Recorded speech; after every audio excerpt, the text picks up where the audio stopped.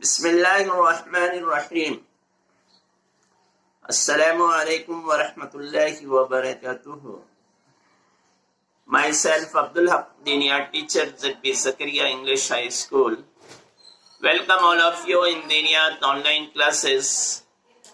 My dear students, today I will continue our lesson number 19, Importance of Invocations.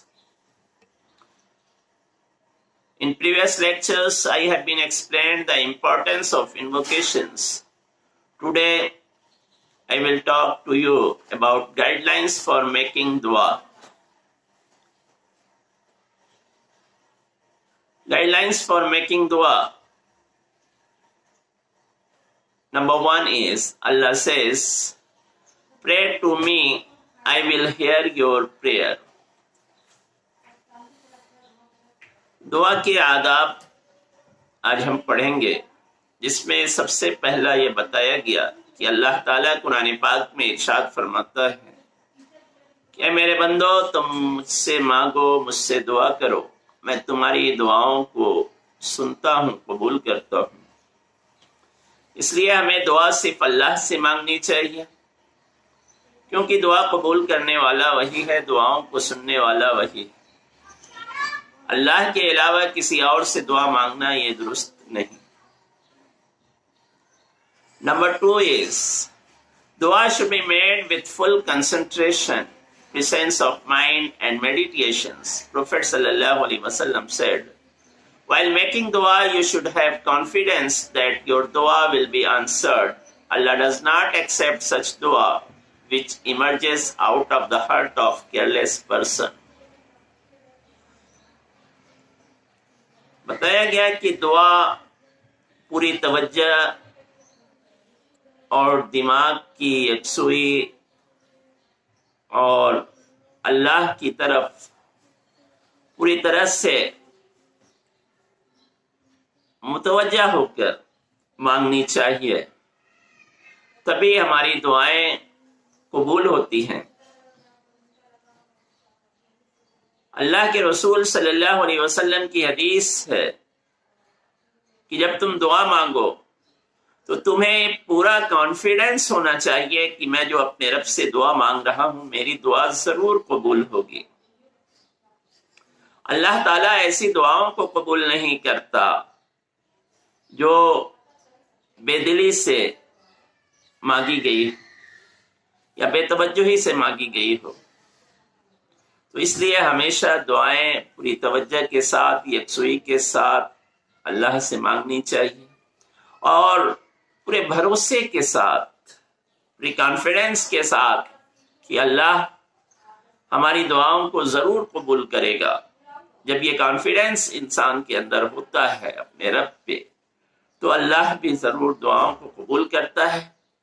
ہمیں careless ہو کر یا غیر حاضر دماغی سے یا بے توجہی سے کوئی دعا نہیں مانگنی چاہیے. ایسی دعائیں اللہ کے یہاں قبول نہیں ہوتی. Number 3, dua should be follow a good deed like charity, feeding poor, offering optional salah, optional fasting. The Quran says, to him ascend good words and he exalt pious deeds.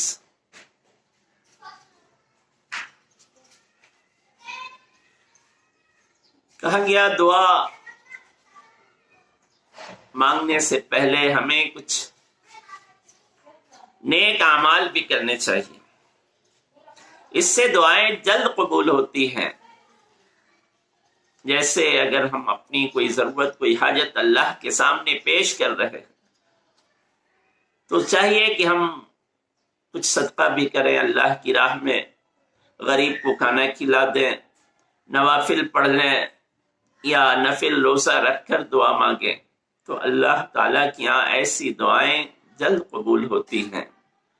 قرآن پاک میں اللہ فرماتا ہے, To him ascend good words and he exalt pious deed. کہ اچھے الفاظ اللہ کی طرف پہنچتے ہیں اور نیک اعمال اللہ کی طرف بلندی حاصل کرتے ہیں۔ اس لیے چاہیے کہ جب بھی ہم کوئی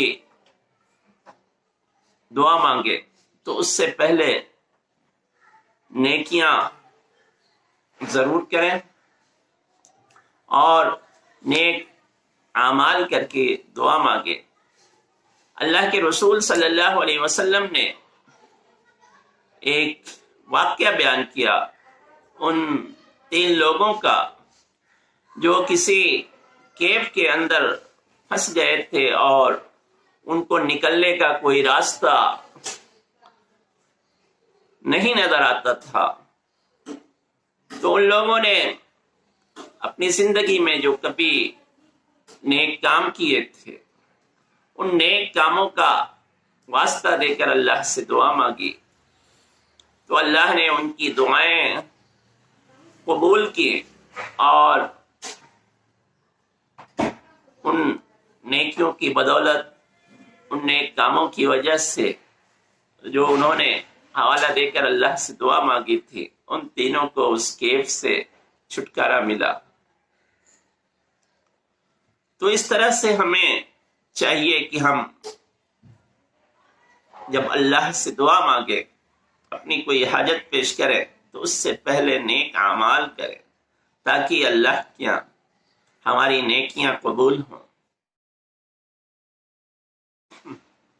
اور اس کی وجہ سے ہماری دعائیں بھی قبول ہوں۔ Number 4, we should be mindful of Allah's order in whenever we do, and we should refrain from sins and prohibited things. Prophet sallallahu alaihi wasallam related the incidents of a person who traveled a long distance to reach a holy place covered with the dust of travel.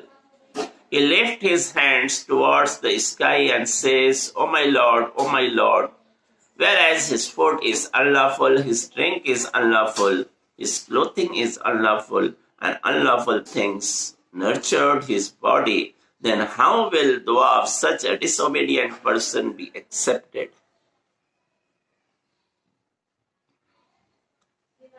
ہمیں اس بات کا بھی خیال رکھنا چاہیے کہ ہم اللہ کے احکام کی، اس کے کمانڈمنٹس کی پیروی کرنے والے ہیں۔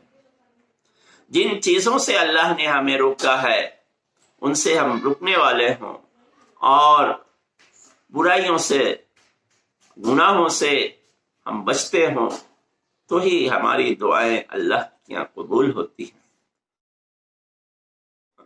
اللہ کے رسول صلی اللہ علیہ وسلم نے ایک ایسے شخص کا واقعہ بیان کیا جو بہت دور کا سفر کر کے خانہ کعبہ پہنچا تھا اور سفر کی وجہ سے اس کے اوپر ڈسٹ بھرے ہوئے تھے اور تھکن سے چور تھا وہ، اور خانہ کعبہ میں پہنچ کر وہ اللہ کے سامنے ہاتھ اٹھاتا ہے، اے میرے اللہ، اے میرے اللہ،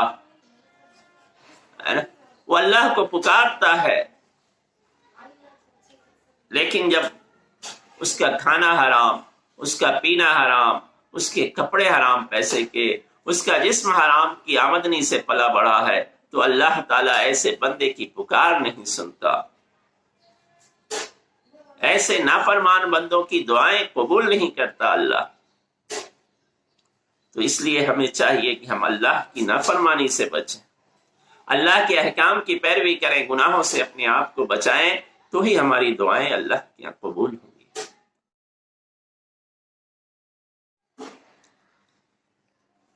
Number 5, dua should be done persistently. One should not get disheartened by delay in acceptance of dua.